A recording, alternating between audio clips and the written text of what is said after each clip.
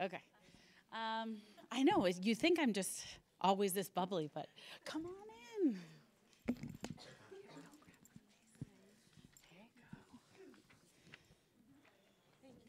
Together, you guys have that. All right. Oh, wow. So I'm Stephanie DeLucia. I'm the Director of Guidance. I've been here now over 20 years. So, and we're really, really happy to see all of you. I have to say, this is probably one of the best turnouts in quite some time. For anyone who has to leave, because, you know, lots of things going on, we are recording it. Thank you, Kevin. And we're going to post it, and then we're going to put the slides up so you can reference it. You have a handout, and like I said, cookies and water. So, you know, hopefully we made your day. So right here we have Taryn Holman. We have Ashley Cabral. We have Louis Gamba. And then Heidi Desatel will be coming right in because she's at Shaw. So she'll be on her way in. So you'll see her come in towards the end. We'll all be here at the end for questions. The counselors will tell you what letters of the alphabet. Most of you already know. I know we've done some reshuffling in the past few years because we're trying to even up caseloads and try to be consistent with letters for the future. Everyone's jealous of Mr. Gamba because he's O through Z for all 4 years. So we're all jealous that he has, you know, very consistent alphabet. Anyway, so welcome. Do you want to talk about do you want to start with the packet? Oh, I totally forgot. The one thing I wanted to talk about was this handout, the College Guidance Network. This is a partnership that with the Massachusetts Department of Education, and they provided online resources for us. This is better than a Google search because this is directly all the information you could ever want about college, guidance, financial aid, all those kind of questions. So instead of putting it in, you know, the internet and trying to get hit or miss, you create an account and all your searches will be directed towards a very specific information, which I love. So we're gonna be jumping on with that as well. We all have accounts. So then maybe you guys will feel like, I got this, okay? Because that's what we want. That's the point of this, is to help you feel like you got this. And we're here to support you as well. So Ms. Cabral is going to kick us off with the packet. Yeah, so don't feel like you need to follow along with this. It does have all the information that is going to be in the presentation, but it's meant just to be sort of like a blueprint. So if you leave and you still have questions or you forget something, you can refer to this.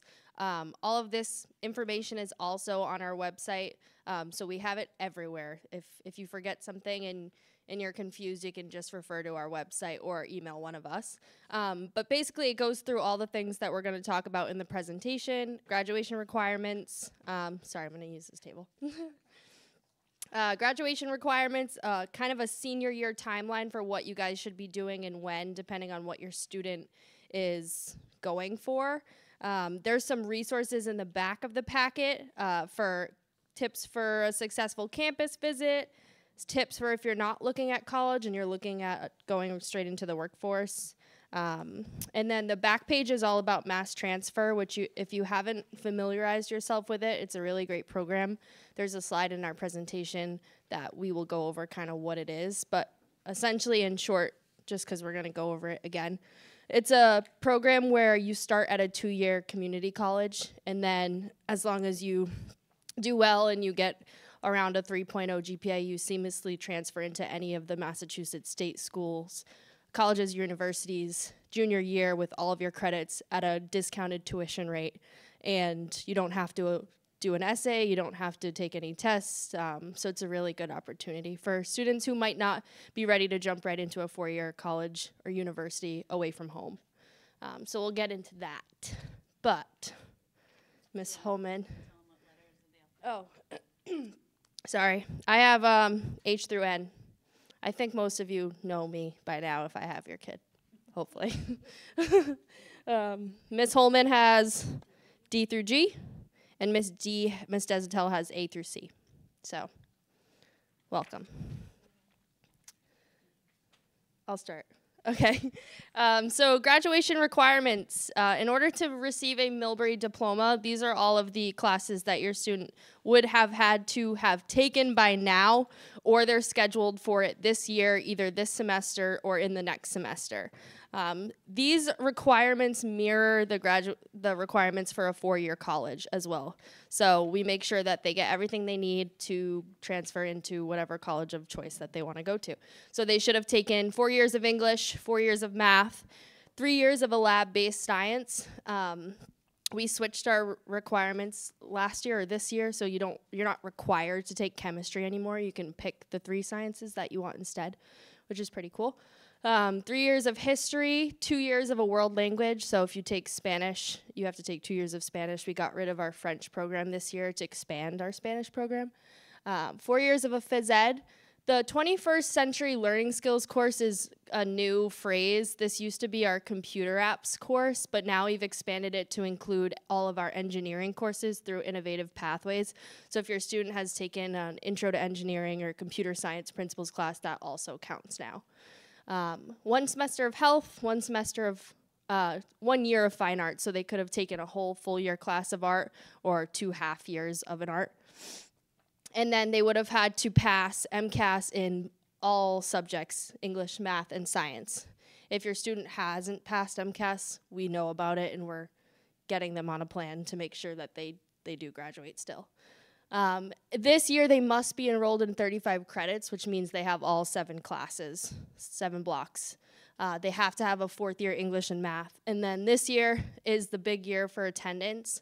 So at the end of the year, when we get closer to the graduation date, if your student has accumulated more than 10 days, you're going to start getting letters home, basically saying you're in, 10 unexcused absences, basically saying that you're at risk of losing credit for or in danger of graduating, just because that's when the attendance matters most.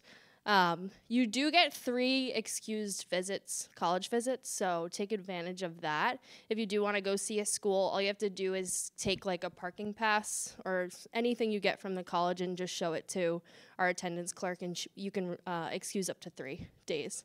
So just make sure you're paying attention to your attendance, getting doctor's notes if you're out. It can add up by the end of the year.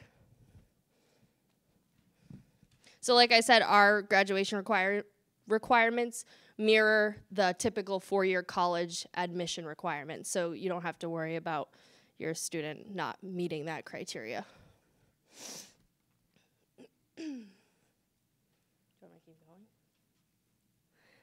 So the Board of Higher Ed mandates for GPA.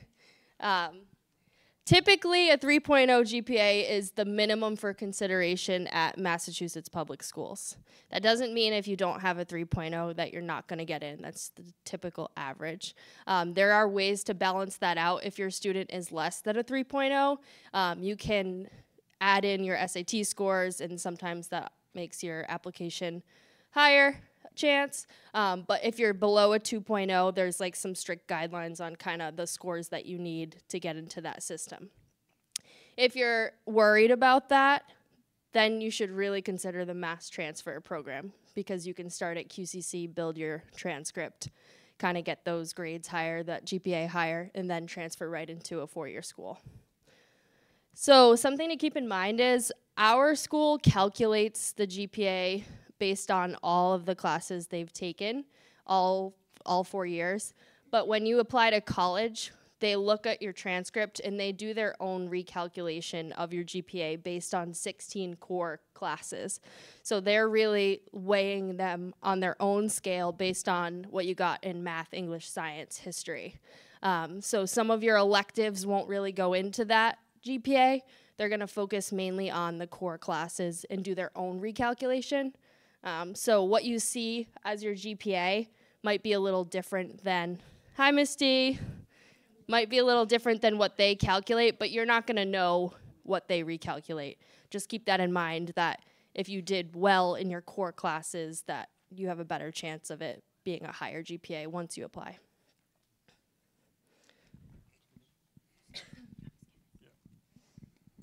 All right. Anybody here have taken the SATs or know their student has taken the SATs already?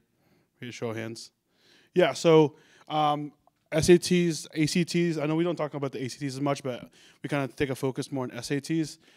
So nowadays, a lot of schools are test optional, so the SATs doesn't feel as prevalent anymore. But there are still a lot of schools out there who still require the SAT today. Fairtest.org is going to be your best friend as far as the website you're looking for. If you're looking for test optional schools. So make sure to use that and kind of like go through the list of the colleges and universities you're looking for and then compare that to the fairtest.org so you can really get a good idea on if they're test optional or not. These are the upcoming SAT dates. If you want to take a picture, that'd be a great time. Take into consideration the deadlines for registering. If you missed that deadline, there is late registration, but it does come with a fee. So just be conscious about that. When you're also applying, allow about 3 to 4 weeks for your test scores to come in.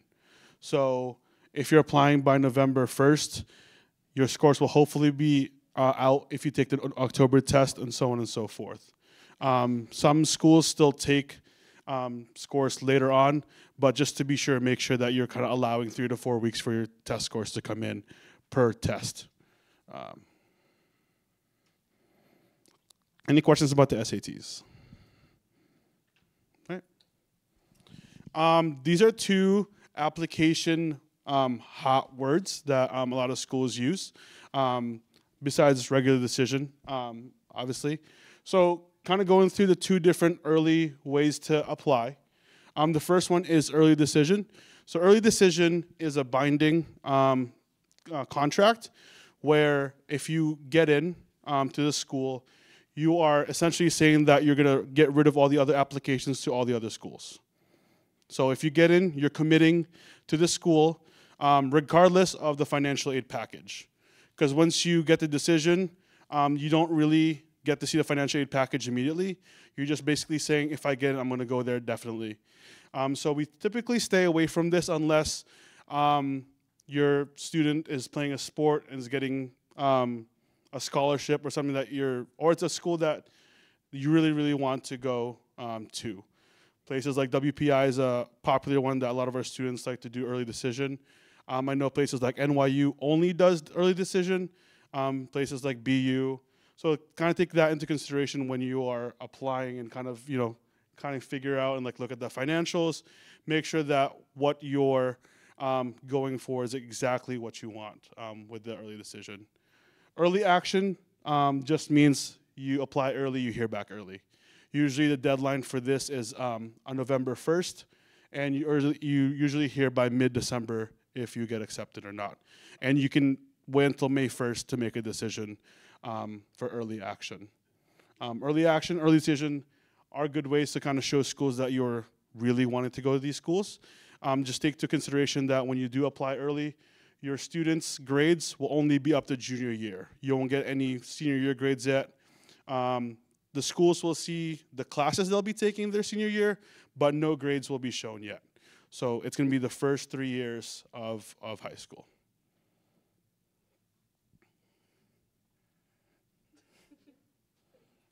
No, it's okay. All right. So what to do now? So up to this point, so this is kind of where your journey starts as far as college application. The first thing to do is making a list of schools that fall under the reach, match, and safety. So what that means is looking at, you can inquire about your student's GPA, just have them get their transcript or ask their counselor. And you can kind of gauge what a school is looking for as far as like you can look up the average GPA they're looking for admittance to their university. So a match would be somewhere like if they're looking for a 3.5 and your student has a 3.5, right? So that's a match for them. A reach would be the GPA is well above their GPA, but it's like a dream school, right? Like schools typically still takes GPAs around the bubble of their GPA. So it's not like you have no chance at all, right? Because there's so many factors that go into your application, such as your personal statement / your college essay, your activities, and everything that you kind of do. That kind of like what they want to see, the holistic student. So you still have a good chance, even if you feel like your GPA is a little bit below the average that they take, there's still a chance. And then safety schools are the schools that your GPA is above what they typically take. So if your student has a 3.5, right, and then the school typically takes 3.0, that's your media safety school. It's like kind of a sure in, no matter what. Next is the autobiographical form. So some of your students may have already come home with a link that we sent them. Essentially it's a brag sheet, right? So this is some more for us counselors to write letters of recommendation for your student and your teachers as well. So kind of like it's a good way for us to get to know you outside of you as a student. It's a good way for you to talk about your student in a way that we haven't heard before. So we kind of just be able to write about your student in a more holistic way. And then the last one that we talked about are the SATs.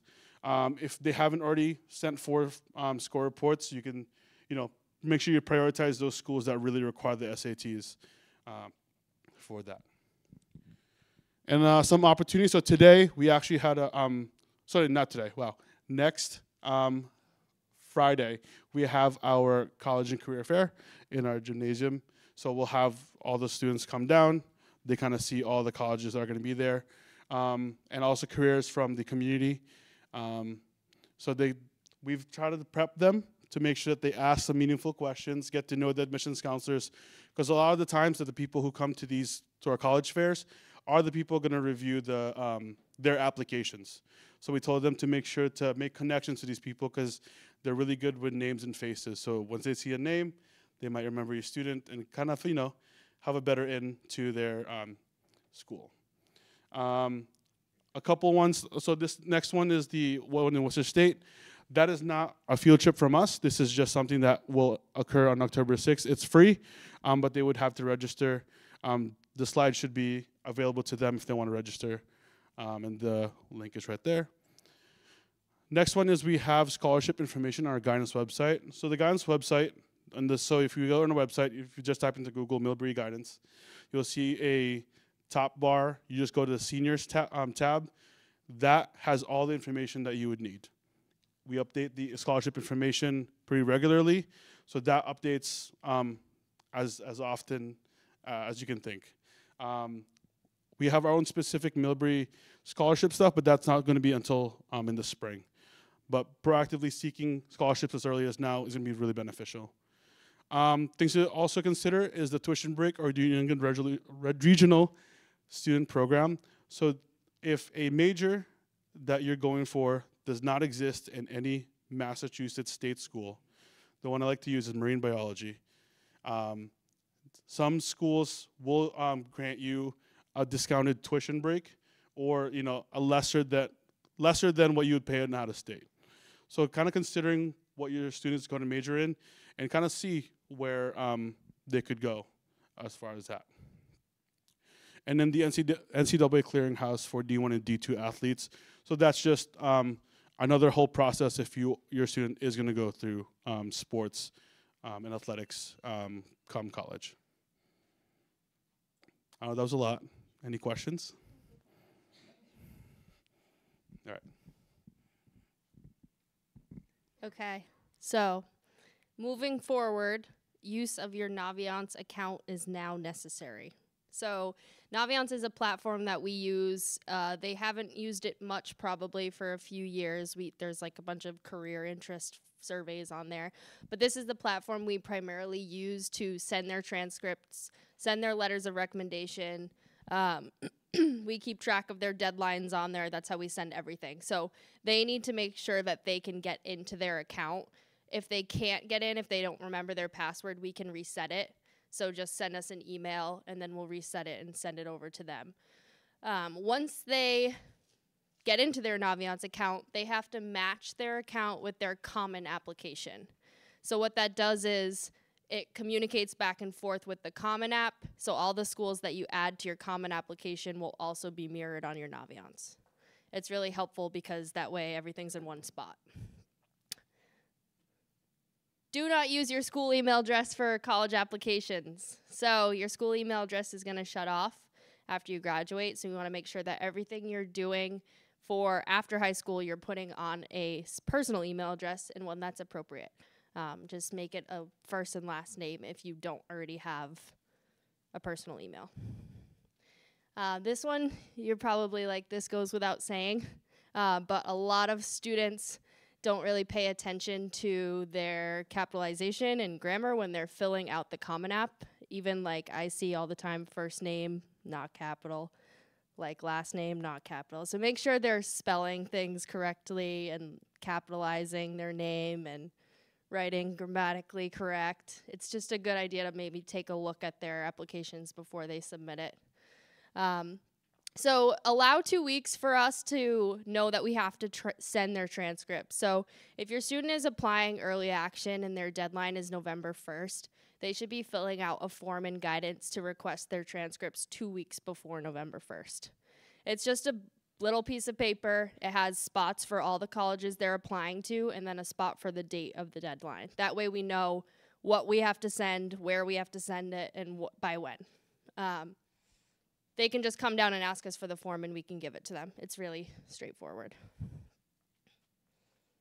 And so if your student plays like a sport or if they're in an outside club, Boy Scouts, like church or anything, and you want to have them get a letter of recommendation from an outside person that's not a teacher in our school, they can get them to submit the letter through the Common Application. Our school does our letters of rec through Naviance, so their teachers will submit it through there. But if you want that outside person, you're going to invite that recommender through Common App. So just keep that in mind. If you're asking for a letter from someone else, make sure you get their right email address, and you'll put it into the Common App, and it'll send them an email to upload a letter. And then just making sure that you're checking your Naviance, you're making sure that you are adhering to the deadlines, the dates, and everything that you have to submit. So I keep saying Common App. If you don't know what the Common App is, it's essentially the biggest college application site. It has over 1,000 colleges and universities. Mostly every single school that you can think of is on there. So that way you only have to fill out one application and you put all your schools you want to apply to, and it just sends it all to them for you, so you don't have to fill out 8 or 9 applications. Miss Lucia always likes to show her age and say, I used to have to do it on paper, and now you guys have it easy. Ever believed that there was hand stamps and they got mailed and then you had to collect things from people? Yeah. So anyways, so anyways, these kids have it so good, and we're so grateful for Common App.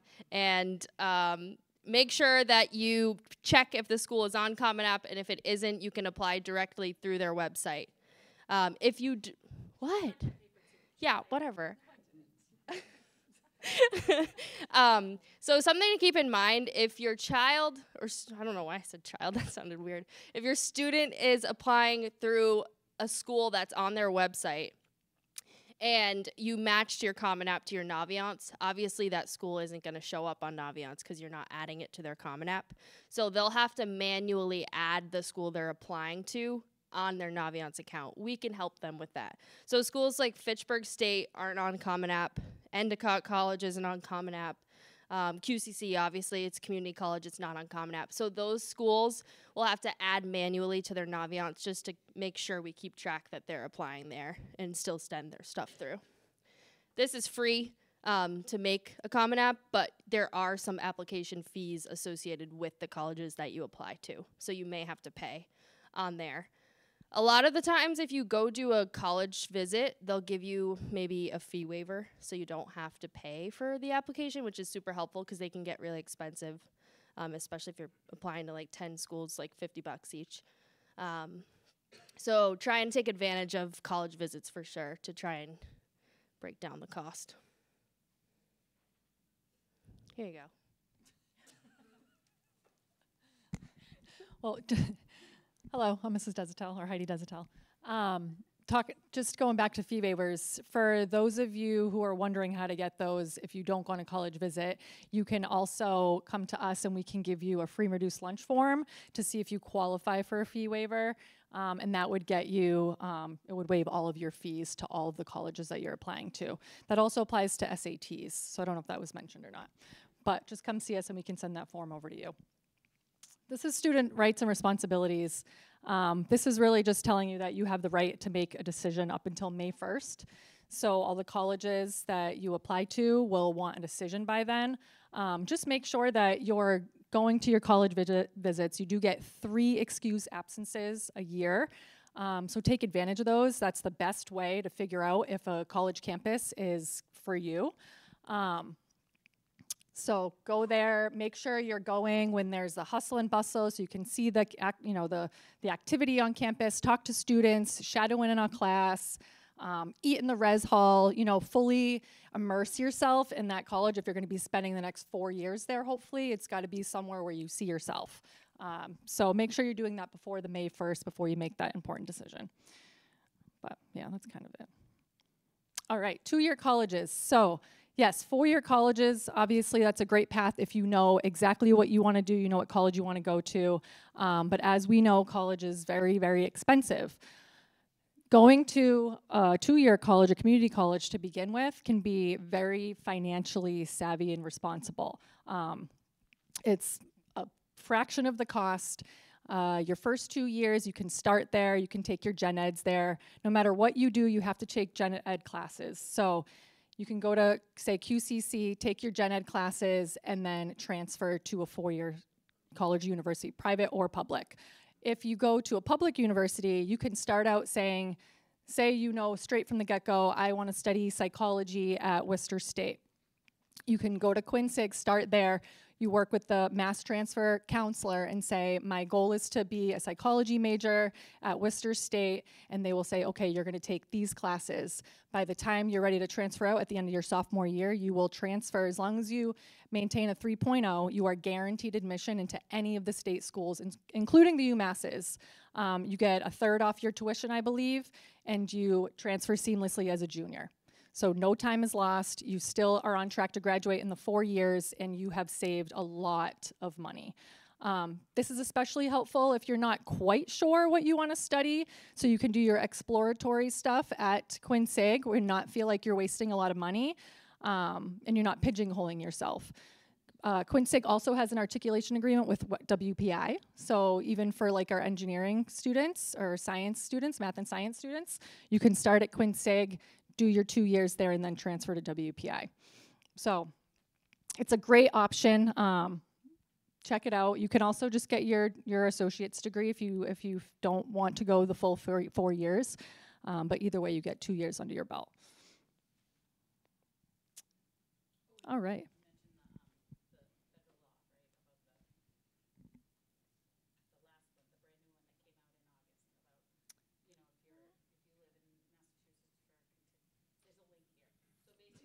I don't know. I'm sorry. I'm not picking up what you put down. Basically, if you've never attended college before You want me to do that? in Massachusetts, and you were over 18 and plan to enroll into a certain amount of courses or credits, college at a 2-year institution is free. So that is amazing news, and it was funny because I heard about it when I was at a summer training, and everyone's like talking about it. I was like, why wasn't it publicized more? It should have been like on banners everywhere, because that's one of those things that we all know that college is expensive. So, it's an option. So you can cheat the system and act like you're going for 2 years, and then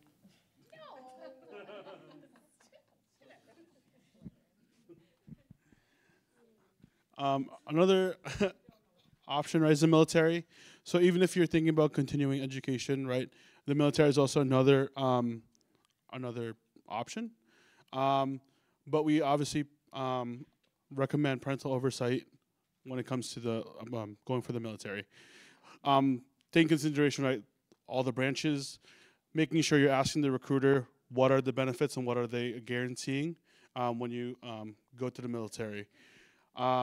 Like for me, like my wife is in the Army National Guard, and they granted her kind of pretty much a full ride to UMass Amherst, and having an allowance with the GI Bill for $300 a month just for going to college. So these are the ins and outs that you got to take into consideration, and kind of making a list if like the military is the option that you're going to go with. Signing up for the ASVAB, right? The ASVAB is how they determine what kind of job you're allowed to have in the military. So a certain score means a certain pool of jobs. So making sure that your student understands like what they can and cannot do depending on the ASVAB score that they get. So making sure that you're connecting with recruiters, asking all the questions about what's guaranteed post, what's the difference between the National Guard and the reserves, what are the commitments. For the National Guard, it's a weekend a month, 2 weeks in the summer. So think about that as well. And 10 weeks of basic, 10 weeks of job training. So take on all the consideration, all that time when you are considering the military as the option for like continuing education. In the world of work, so we do have in our upcoming fair a lot of community partners coming in. If your student's going to go straight into a career, places like Landry in town are going to be there. So kind of getting connected with certain businesses, talking about trades. I know trades is a really high-paying job right now. So if that's something that your student is looking for, that's something we can help them with and walk them through as far as the next steps for that. Places like the Peterson School, UTI, places like that we can connect them to. And those places also offer financial aid through FAFSA. So that's something, if the trades is the option that you want to go to, that's something that we can kind of dive more about.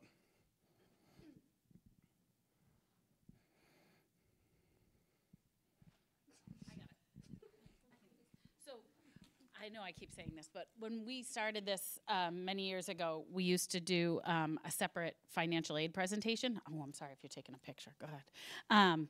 But what happened was MIFA, since COVID, adopted virtual seminars weekly.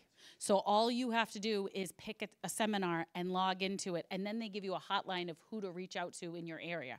They also sponsor what's called FAFSA Day, where they will actually have pop-up sites around Central Mass where you could actually go work with an admissions counselor or a financial aid counselor to help with your FAFSA. And as someone who is a freshman in college, I did have to do the FAFSA last year, and it actually was easy. What was hard was waiting for all the responses. And, was there a misleading piece of information that I had to track down, or there was a problem with the upload? So the actual filling it out, as long as you have all your paperwork, is pretty good. And actually the IRS retrieval tool, which means if you filed taxes, you can actually link them, and it pre-populates the FAFSA for you.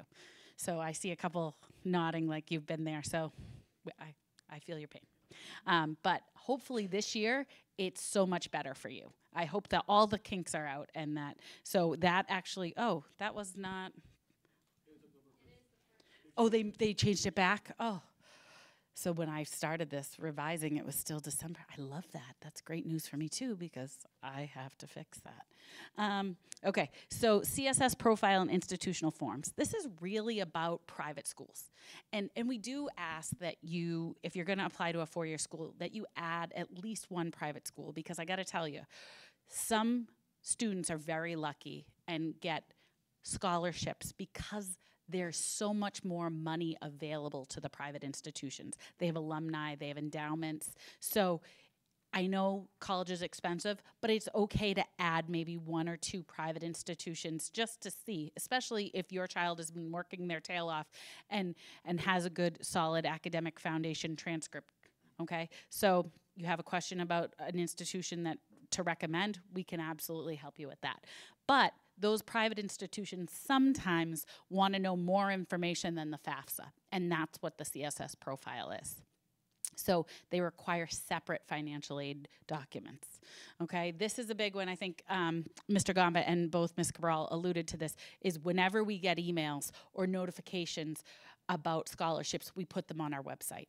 I can't stress enough, check the website. We have a tab for scholarships, and you can actually sign up for one as well. FastWeb is one of them. GoMerry. You might get some spam mail, okay? But if you do get a scholarship out of it, it might be worth it.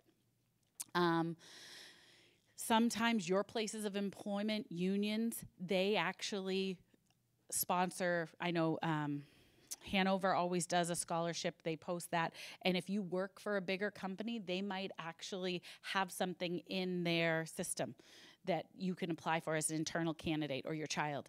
I know Big Y always has one. If you have a Big Y in your area, you're eligible for the Big Y scholarship. So it's just a matter of, doing a little research. Sometimes, yes, it's annoying with the spam, but it could benefit you. As we like to say, every little bit helps.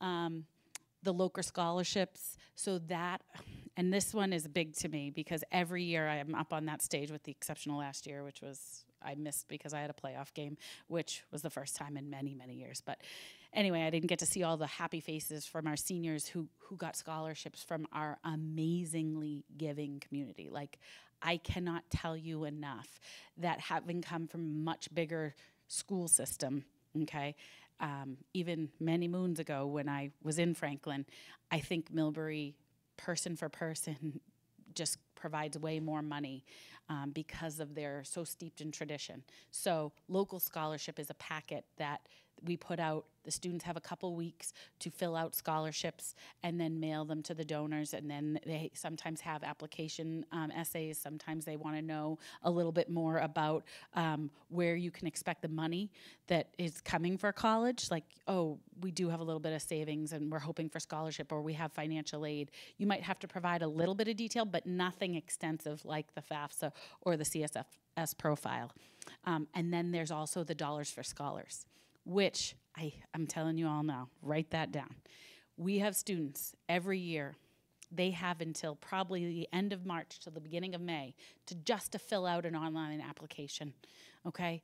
And every year, somebody on the stage is like, well, why didn't I get that? Well, if you didn't apply, you just apply. I'm going to tell you right now, remember that. And I think Kevin will probably agree because he's recorded it in the past. He's heard the same names, right, Kev? Yes, you have.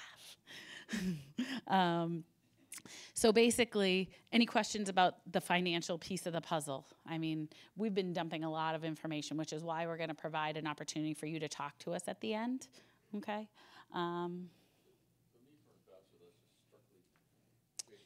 So MEFA is the Massachusetts Educational Financing Authority. They actually can help with loans, but they're actually a nonprofit.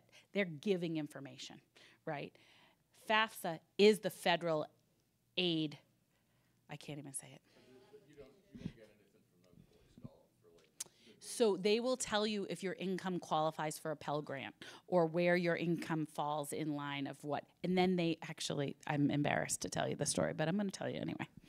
So we did the FAFSA, and then my daughter has her loan, her Stafford loan, because basically everyone qualifies for a Stafford loan. You just have to decide, is it worth it for you to use it?